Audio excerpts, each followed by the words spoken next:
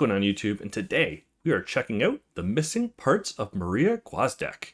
It's described as a dark fantasy visual novel about fulfilling your aspirations by sacrificing parts of yourself. Literally.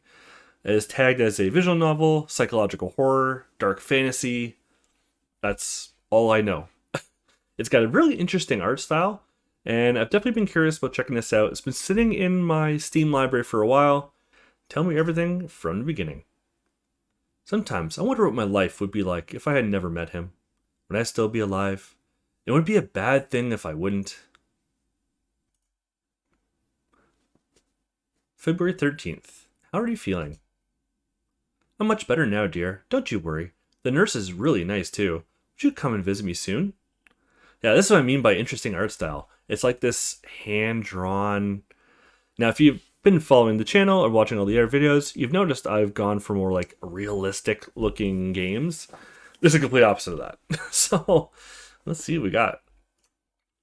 I promise I will, Mom. As soon as I can. Good. How was work? Okay. I mean, it's kind of chaotic at the moment, but it's going well. I'm so glad to hear that.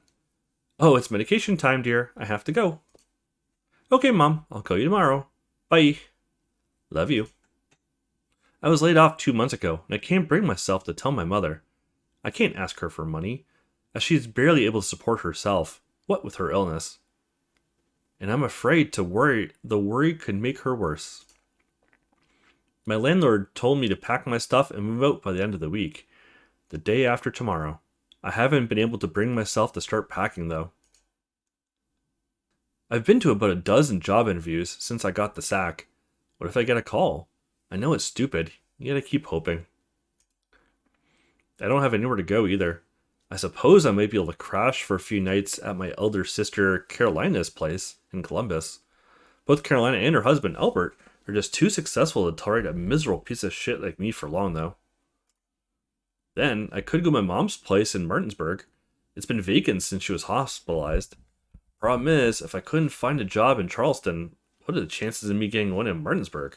And how do I tell Mom? Fuck, why did I have to come to this? What am I supposed to do? Let's see, answering machine, go outside, or go to bed. Well, let's check the answering machine. Hey Maria, did you call? We took Duck to see a movie. If it was about money, I'm sorry, but we really can't help right now, and you really need to learn to manage by yourself. So hey, let me know if you hear back from Walmart or whatever. It's all in your hands. Bye. Wow, sisterly love and support at its most touching. I think I'm glad you weren't there when I called. What do I do now? Well, we need to find a place to live. We need to find a job. Let's go outside. Yeah, I could go with a breath of fresh air. Figuratively, for the most part, but some literal fresh air wouldn't hurt. I slid into my boots and put on my coat, walk out of the apartment, and take the elevator to the first floor. Outside is chilly and eerily quiet. The rumble of distant traffic from the interstate is the only reminder that there's still life in the city. One of the streetlights is flickering, plunging the already poorly lit street into darkness before coming back on moments later. I'm not sure if I'm glad or uneasy that there are no people in sight. A bit of both, perhaps. I start walking. Doesn't matter where. I try not to think about anything, just absorb the starless void of the night. I hear a strange sound behind me, like huge wings flapping. I turn around, but see nothing. But then, when I turn back again... So they never called you back? Where the hell did this guy come from? And is it even a guy? Not Cyberdynamics, not London Sports, not Mendez Delivery, not even Walmart. This city just doesn't need you. Who the hell are you? What do you want? I am Oren, and I want to offer you a deal. No thanks. Please find somebody else. I could help you get a good job. Cyberdynamics? You want them to get back to you and offer you work? I can arrange that. Are you stalking me? Don't be paranoid. You need help, and I am offering it to you. Is that supposed to be an answer? Listen, you have no job, you're nearly out of money, and you'll soon have nowhere to go. I'm offering a deal that can change all that. Okay, I know I'm going to regret asking. How does that deal of yours work? Good. Now you want to hear about it. The deal is I grant your wishes. Figures. I'm talking to a frickin' fairy. You got it. We sign a contract, and I grant your wishes in return for your organs. My what? Organs. Body parts. Say, I give you that job at Cyberdynamics, and you give me an ear or an eye. Oh shit, oh shit, oh shit. This guy's a maniac. Pepper spray him. Get the fuck away from me, you sick fuck. I'm frantically fishing through my bag for the can of mace that I bought ages ago, but until now, never actually came close to using. Is it there? Could I have lost it? Oh god, there's no time. He's gonna kill me right here in the middle of the...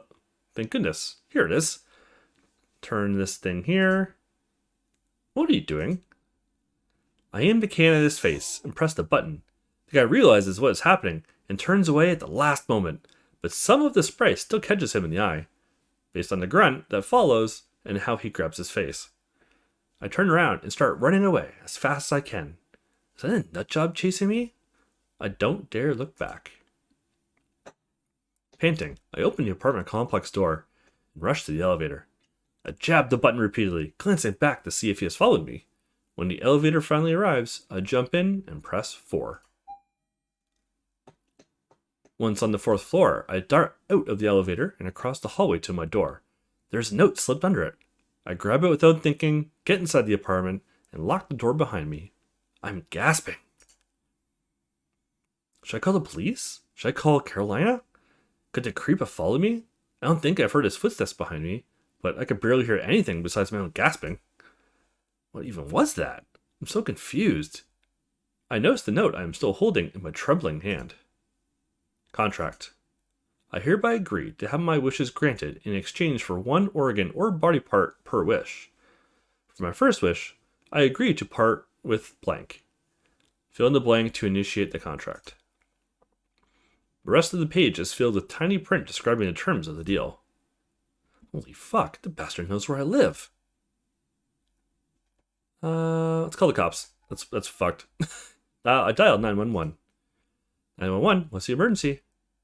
A man is... I realize I don't even know how to explain what just happened. It all sounds so bizarre that they may think I'm high. I wish I was. Hello? A man is following me. He knows where I live. He has threatened to remove my organs. What is the address of the emergency? It takes a moment before I can remember my own address and state it to the dispatcher. I expect the conversation to end there, but instead, I keep getting more questions. My name, the phone number I'm calling from, if I can see or hear the man right now. Despite the panic, a tiny cynical voice in my head notes that this is almost like one of my job interviews, and going about as well. Okay, an officer has been dispatched to your address. Please wait for their arrival and do not open the door until you have confirmed their identity. Thanks. As I put down the receiver, I realized the dispatcher was saying something else just before I hung up. I slouch against the wall and wait, listening for any noises coming from the shared corridor. For a while, there are none. I find myself hoping that no one comes. Eventually, I hear footsteps. Well, this could be one of two things. I feel in my bag for the mace. Police department. This isn't the sicko's voice. I sigh with relief as I open the door. Good evening, ma'am. I'm Officer Darwish with CPD. We received a call for help. May we come in? We?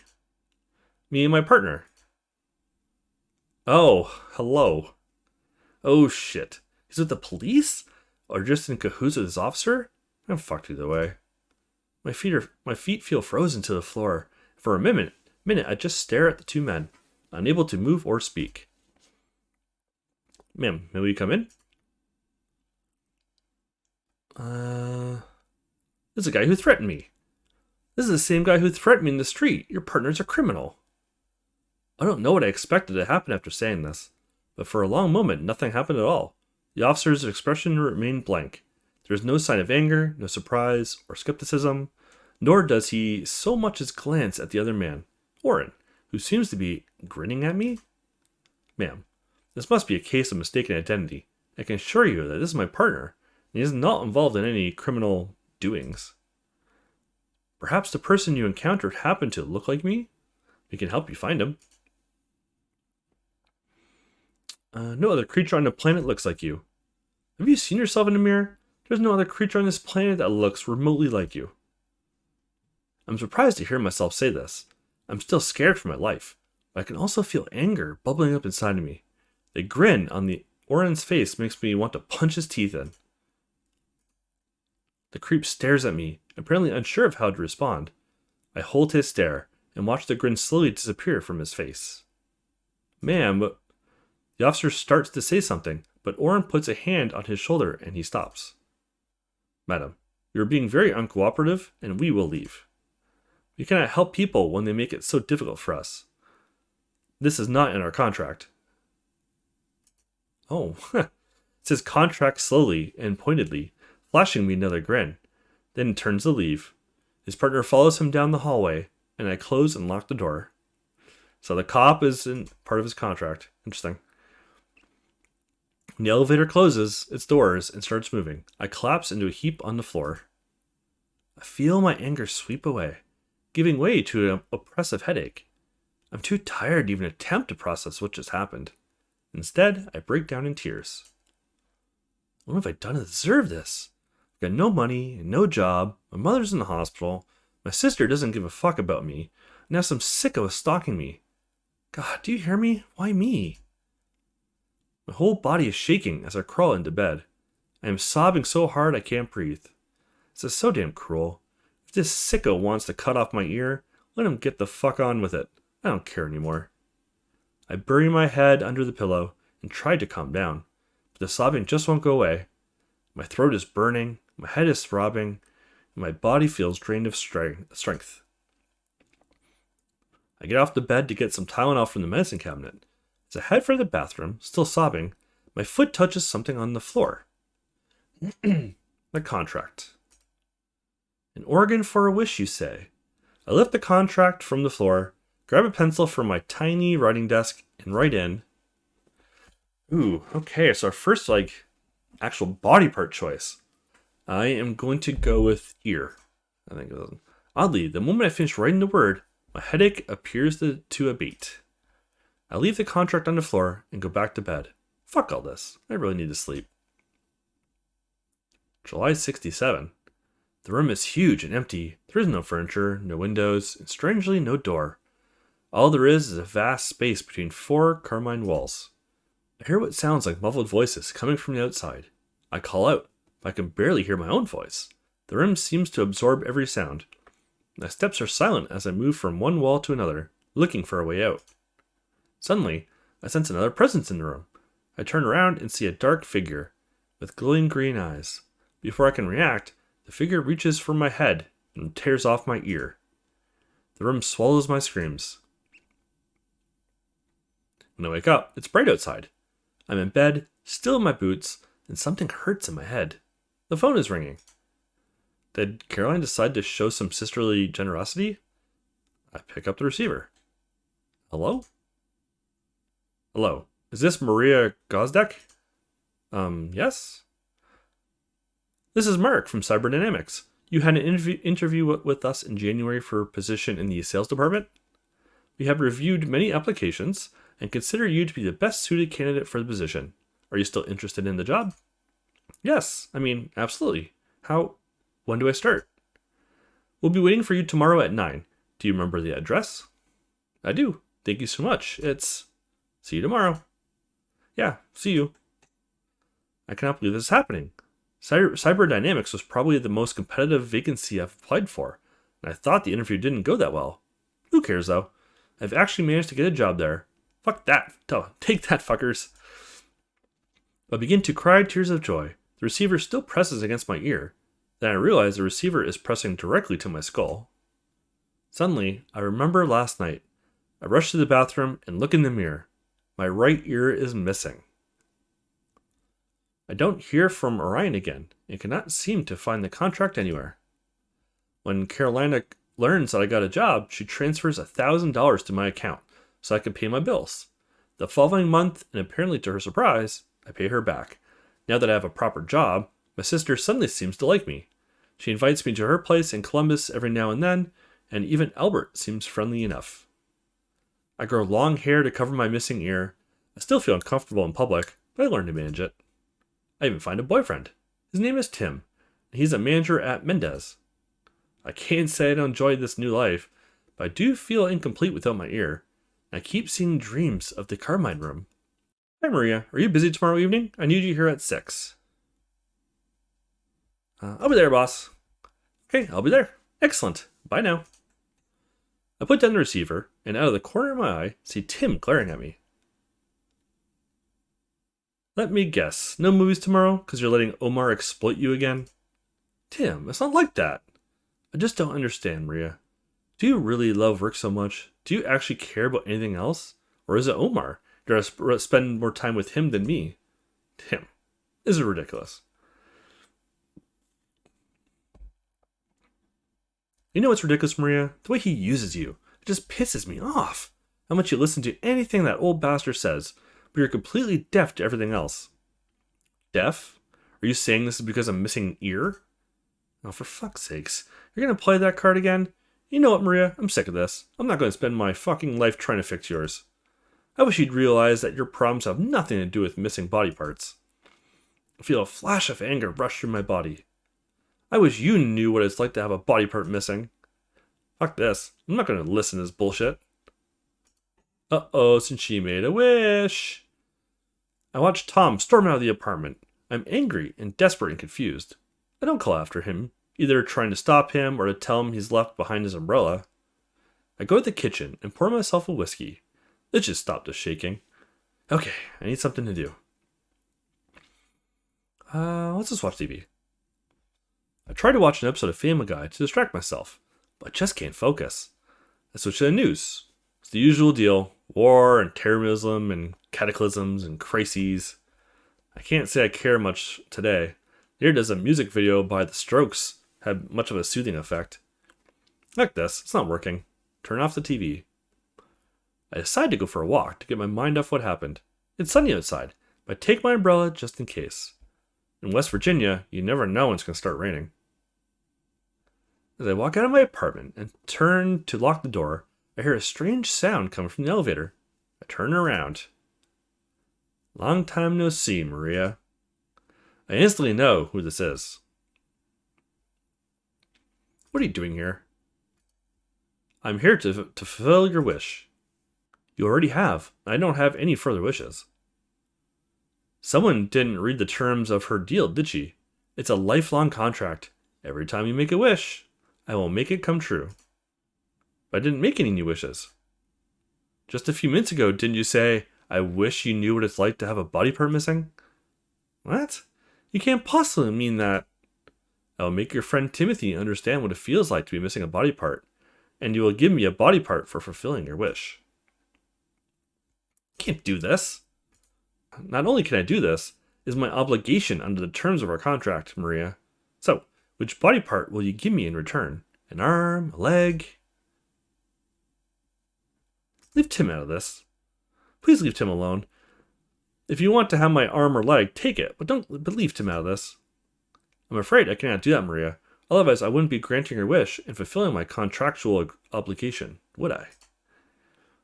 So which one will it be? Oof, arm or a leg? Arm, I guess. Take my arm, but you can please leave Tim alone. I beg you. Just take my arm. Don't hurt him. It's too late, Maria. Be careful what you wish for. With this, Oren gets into the elevator and disappears. I collapse on my knees and press my head against the wall. I hear a door open behind me, and an old woman walks past. Staring at me as she does, I don't care. I downed 4 energy drinks that night to keep myself from sleep. I'm afraid of falling asleep and waking up without a limb. But even more, I don't want anything to happen to Tim. I consider calling him, but what can I say? Be careful, there's a magical creature who wants to take away one of your organs. And even if I do warn Tim, can it really stop Oren? By sunrise, I can't resist sleep anymore. I turn on my stereo and crank up the volume. I still fall asleep in my chair minutes later. I find myself in the Carmine room again. It seems to have gotten bigger. There is no door to be found. I noticed something on the opposite wall. A window. Could this be my way out? I rush to the window. My steps are, as always, soundless. When I get close, I realize it is only a painting. In the painting, a group of children are playing on a seashore under a bright blue sky. Could there be something behind the painting? I carefully remove the frame from the wall and discover a big square hole in it, concealed. Oh. Suddenly, a long black arm projects from the hole. I scream and back away, but the arm is so long and so fast, it grabs my arm and starts pulling at it with immense force, tearing it off of my body. I feel my tendons snap and my muscles tear with a horrible sound. My mouth fills with blood. Is blood why the walls are this color? Just before I lose my senses, I notice a pair of evil green eyes staring at me from inside the hole. The next day, I wake up with a prosthetic where my arm used to be. It doesn't really hurt, but as soon as I see it, I throw up right in my bed. That same day, I learned that Tim got into a drunken fight in a bar and was stabbed in the eye. The surgeon had to remove his eye and replace it with a prosthetic. When I come to visit Tim in the hospital, he tells me to get out. He seems to blame me for what happened. Of course, he has no idea how right he is. I tell everyone I had developed an infection and had to have my arm amputated. Carolina doesn't seem to believe me. She probably suspects it has something to do with Tim. I guess she thinks he was violent or something, but she never really says anything. Omar transferred me to a less physically demanding job. The money's still good, though. In fact, technically speaking, he has given me a promotion. Out of pity, of course. I am disgusted with myself for accepting it, but I couldn't afford to refuse. Mom is ailing, and her prognosis isn't good. She has lost nearly all her eyesight. I come to visit as much as I can, but I can never tell her about my lost arm. I started avoiding people, limiting my social interactions to my family and my workplace. I feel exposed with my prosthetic, even though I learned to camouflage it well. I almost cherish my phantom pains, as they remind me of the time I was more complete. Nightmares of the Carmine room become more frequent. There's never a way out. Hi, sweetie. I'm still getting used to the sweetie. Hey, Carolina. Oh, and hey, Albert. Maria, thanks for coming. Albert rushes into the hallway and helps me take off my coat. I'm still adapting to my prosthetic arm, and putting on and taking off clothes is something of a pain. Today is a pain quite literally, as I've been having unusually bad phantom pains since the morning. I try to hide it, though. Thanks, Albert. No problem. Sorry, I better not leave the stove for long. Albert disappears into the kitchen. So, how's Mom doing? I went to the Martinsburg to visit my mom yesterday. No improvement.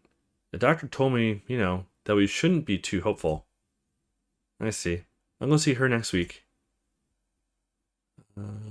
Where's Duck? So, where's the birthday boy? He's in the living room playing on his Nintendo. Will you keep him company there for a few minutes while we finish up in the kitchen? His friends will be here soon. You'll save me from them then? I promise. It's Duck's 6th birthday today. He's having a party. Carolina has invited me even though she knows I'm terrible with kids. I guess it's just because I haven't visited for a while. She asked me to stay the night, as I usually do when I come over. I walk into the living room. Duck notices me and pauses his game. Hey there, Duck. Happy birthday. I'm Maria. Did you bring me a present? Sure did. But you'll have to wait for the party to start to find out what it is. Okay. Dad told me to think of a wish to make. Did you think of one? Yes, but I can't tell you. I had many wishes, but I chose the most important. What's your most important wish? Duck is blissfully unaware of how uncomfortable of a territory this is for me. I don't know, Duck. I have too many. But if you had only one you could ask for, what would it be? It's hard to say off the top of my head. I need to think about it. Come on. Everybody has a wish. Tell me yours. Please, it's my birthday. Duck's always like this. Whenever things don't go his way, he makes a scene. He may be right, though. I can't run away from my wishes forever. Or can I? There's so many things I want to happen. But am I willing to pay the price? What's your number one wish?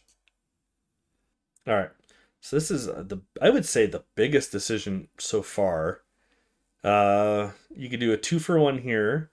Get your 2 parts back by giving up another one, or get your grandma better.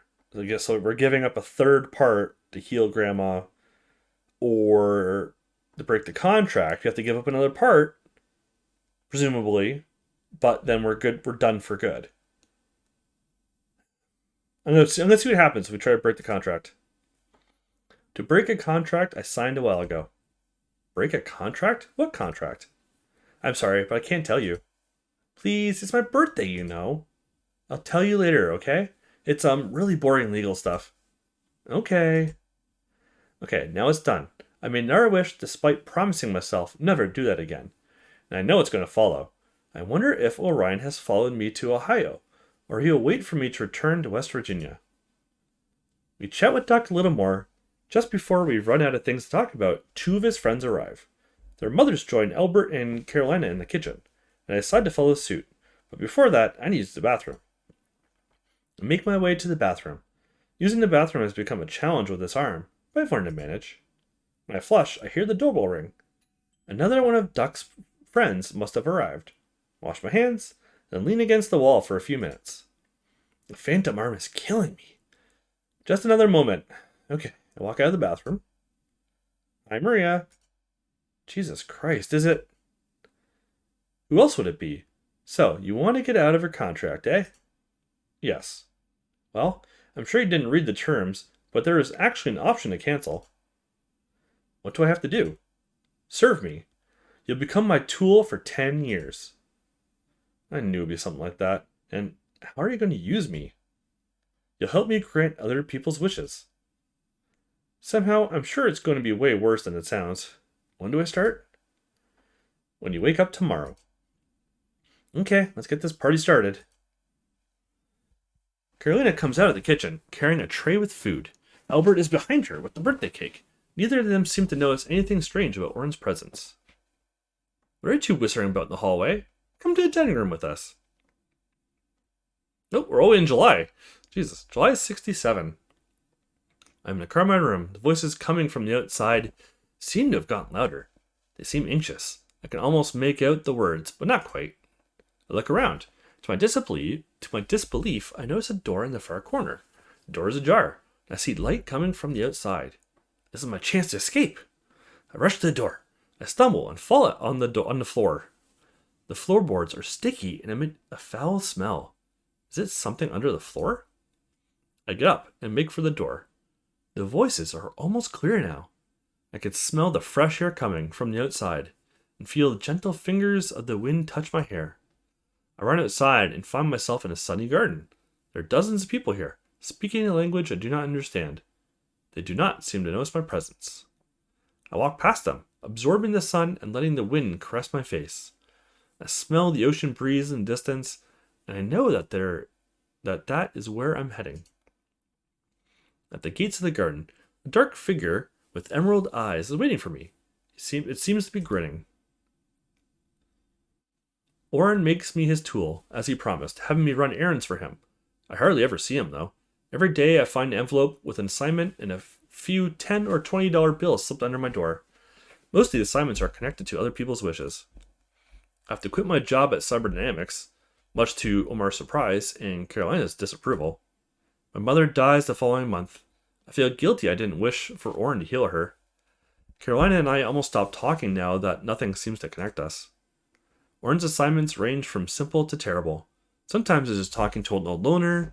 Sometimes it's delivering a fix to a junkie in withdrawal. Once, I have to call a woman whose boyfriend cheated on her and pretending to be the girl he slept with, explain how I got him drunk and seduced him despite his protestations. The poor idiot seems to buy the whole thing and redirects her anger at me. One day, Orrin orders me to go to Tim's place and have sex with him. Apparently, Tim is lonely and desperate and misses me. When I get there, he is plastered and his face is covered in snot. He actually tries to hit on me before he collapses on the floor. I still feel incomplete, but Orrin's assignments keep me busy enough to almost not notice. I want to hate this new life as a slave, but strangely I don't. Of Of course, I can't wait to be free again. That's a long way to go. For now, I am just glad I have to wish without being afraid of it. I'm so relieved the nightmares of trying to escape the Carmine room are gone. Oh, and that's it. Oh, I was not expecting that to be the end of that. Okay. So I wonder if you pick the other options, the game is longer? That's the end. Okay. Interesting. So that's not how I was expecting that to go. Okay. Well, that was short. You know what we're going to do is I'm going to play through it again on my own here. And I'm going to get back to that same spot where we left off with the choices. And we're going to continue from there and see what one of the other options gives us. Hold on. All right, we're back. December 7th here. We can do the missing parts. We can do the grandma. Or we know what happens now with the break the contracts. We're not going to do that. Let's do the missing parts. To have my missing parts back. I thought you'd say that. It would be nice if it comes true. Thanks, I guess. Okay, now it's done. I made another wish despite promising myself never to do that again. We already read that. Check. Let's see where you read that one. You do that one. You read that one. Read that one. You read that one. Alright. You made a wish and I'm here to grant it. We don't have much time though. What will you give me in return? A kidney perhaps? A lung? Let's see. So a lung or a kidney? Oof. I don't want to have breathing issues. So let's go with the kidney. Take my kidney. Will you really give me back my ear and my arm? Of course. Have I ever let you down? Fuck you, Oren. Okay, let's get this party started. Carolina comes out of the kitchen, carrying a tray with food. Albert is behind her with birthday cake, presents, blah blah. We two whispering about, come with us. Okay, a dark figure appears in the doorway, obscuring all light and muffling the voices. The emerald green eyes stare at me with a cold indifference. I back away, expecting the creature to attack me. Instead, it lingers at the doorway and then leaves, closing the door behind it. The door makes no sound, but I sense the lock turn. The door vanishes. I rush to the wall where the door was a moment ago, but there is no trace of the exit now. The voices outside are muffled now. No light seeps through. I bang my fist against the wall again and again until my bones crack and my hands start bleeding. But the wall is cold and solid, and the carmine surface absorbs my blood. I wake up in the early hours of the morning and know that my ear and my arm are back where they used to be. I do feel a strange hollowness inside though. I leave quietly while everyone is still sleeping. Later that day, I go to the hospital.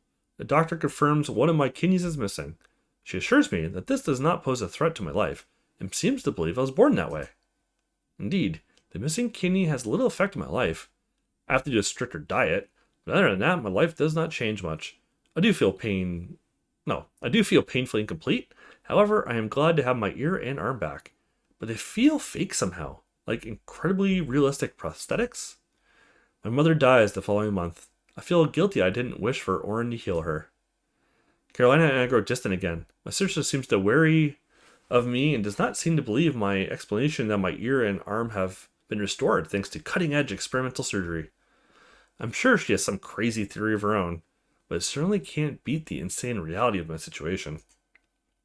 I run into Tim in the street one day. He is drunk and disheveled as hell, and his remaining eye is bloodshot and slides over me unrecognizingly. I quit my job in cyberdynamics and moved to Colombia. I find a job there and rent a studio apartment near the river. I enjoy the fact that nobody there knows me and I don't know anybody, and for the foreseeable future, I intend to keep it that way. I keep seeing dreams of the Carmine room, but I almost learned to accept them. Even when I am dreaming, I know there is no way out of the room. I decide not to make another wish ever again, and this time, I better not give in. Interesting. So you change cities, you quit your job, wherever. You still talk to your sister, though, unlike the other ending, so that's good. Okay. Interesting. So the other option left is to heal your mom. but you have to give up another part. If you have to give up the same parts, that's not too bad. Just for the sake of it, let's go and see what happens if you heal your grandmother. All right, so we're back. For your grandma to get better. For your grandma to get better. Yeah, I wish grandma would get better too. Yeah. Okay, now it's done. I made her a wish. So we'll wait for him to show up.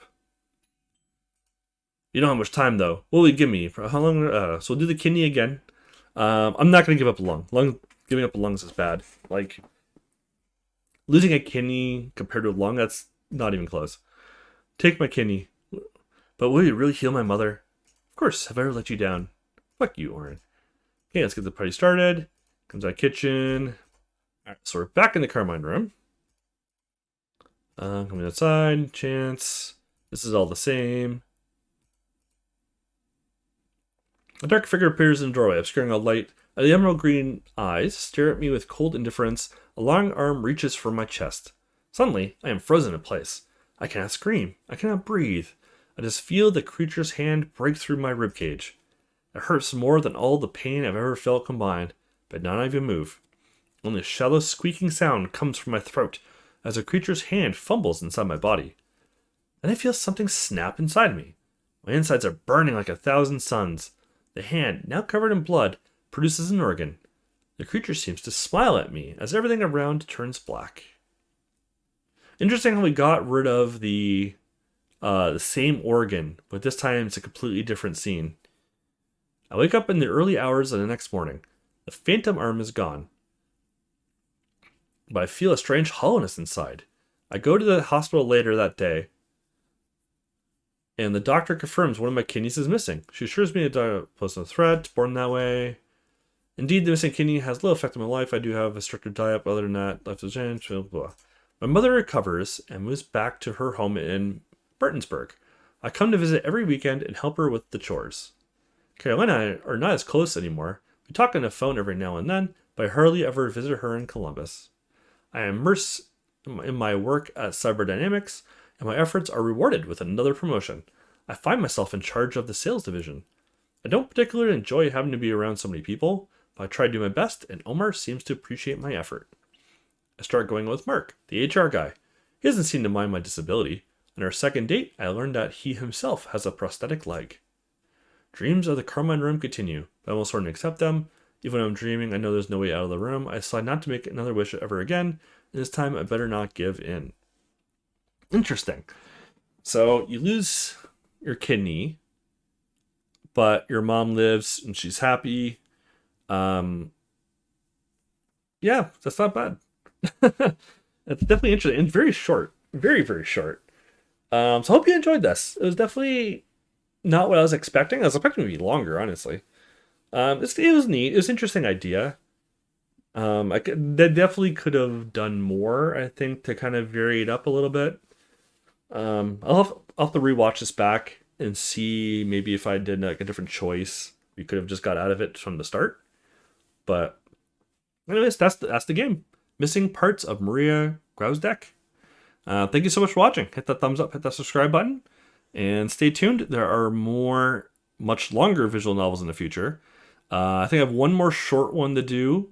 That should come out starting tomorrow, and then starting the week after, we'll get back into a big one. Catch you all in the next one.